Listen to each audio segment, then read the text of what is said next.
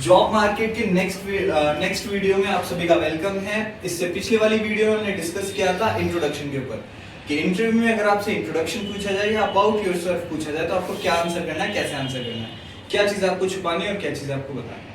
ठीक है, सो आज का अभी जो अपना नेक्स्ट टॉपिक चल रहा है वो चल रहा है BPO. 3 alphabet, B for ball, P for parrot and O for orange. BPO बहुत छोटा सा वर्ड है, बहुत छोटा सा, बट इसकी डेफिनेशन बहुत ज्यादा डीप है। मतलब इतनी टफ नहीं है, डीप है। ठीक है, हम सभी ने एक वर्ड सुना होगा, कॉल सेंटर। कॉल सेंटर के अंदर लाइफ बहुत खराब होती है, कॉलिंग आती है, रश रहता है, टारगेट वर्क रहता है। बट देखो गलतियां हमारी होती है। अगर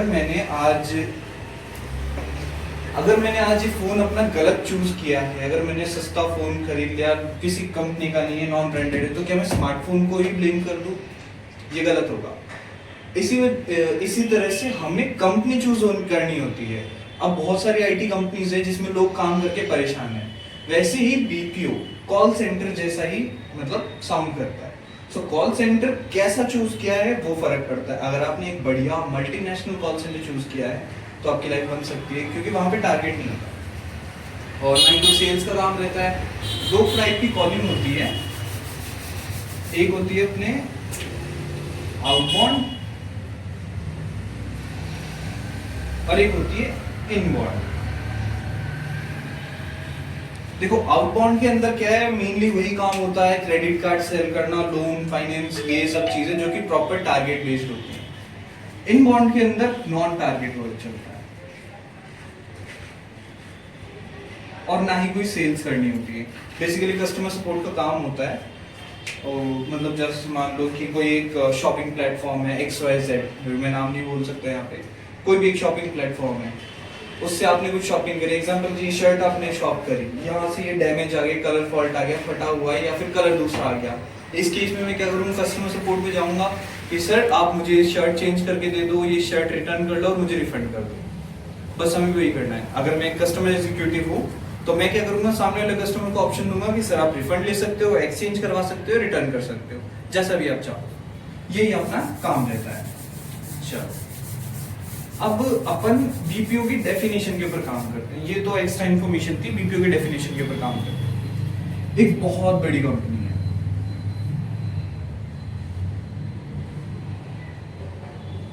एक बहुत बड़ी कंपनी, बहुत बड़ी, मतलब वर्ल्ड वाइड चल रही है वो कंपनी।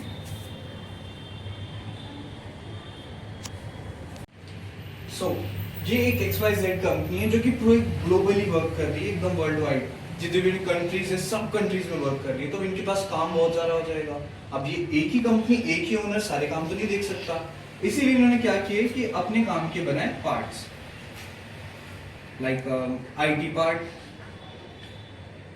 वेबसाइट की जो वेबसाइट वगैरह जो हैंडल होगा, उसके बाद में जो सेलर्स होंगे जो सेल करेंगे, जो कस्टमर्स होंगे जो खरीदेंगे सामान, उनकी आईडी कैसी है कैसी नहीं, उसके बाद में डिलीवरी पार्टनर्स, उसके बाद में लोकेशन वाइज जो एजेंट्स रहते हैं, वेयर हाउसेस रहते हैं, वो काम हो गया, एटसेट्रा एटसेट्रा। सो जिसमें अभी हम हायरिंग करा रहे हैं वो है ये कस्टमर सपोर्ट का काम, CS, कस्टमर सपोर्ट। अब इसके अंदर क्या किया इन्होंने, कस्टमर सपोर्ट का जितना भी काम था, XYZ कंपनी है, उन्होंने कस्टमर सपोर्ट का काम निकाला और एक दूसरी कंपनी को दे दिया।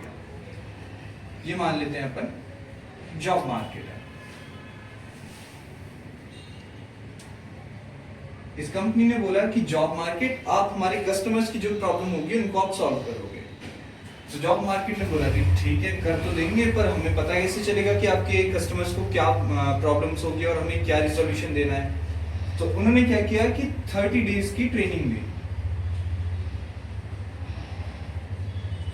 30 डेज की ट्रेनिंग दी, उसके अंदर सारी चीजें सिखाई, समझाई कि एम्प्लॉयज को क्या करना है, क्या इश्यूज आएंगे तो क्या सॉल्यूशन देना है।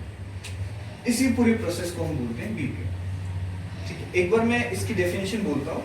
बीपीओ के अंदर एक बहुत बड़ी कंपनी दूसरी कंपनी के साथ सब कॉन्ट्रैक्ट करके अपने काम का कुछ हिस्सा दूसरी कंपनी को देती है, ताकि वो कंपनी बड़ी कंपनी के लिए अपना काम कर सके। और इसी पूरे प्रोसेस को बोलते हैं हम बीपीओ। बीपीओ का फुल फॉर्म क्या होता है?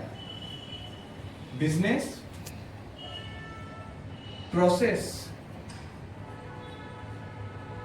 आउटसोर्सिंग।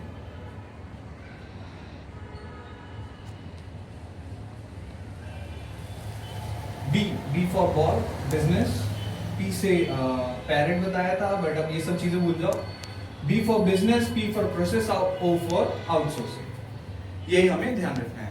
आई थिंक मैंने क्लियर कर दी होगी. एक बार मैं इंग्लिश में भी डेफिनेशन बोल देता हूँ. Business process outsourcing, BPO, stands for Business Process Outsourcing, where a big organization subcontract with another organization to handle their give them any task like customer support and IT, payroll department, etc. etc. This is we call business process outsourcing or BPO. Thank you so much. यही था BPO के बारे में. Next video के लिए बने रहें. Bye.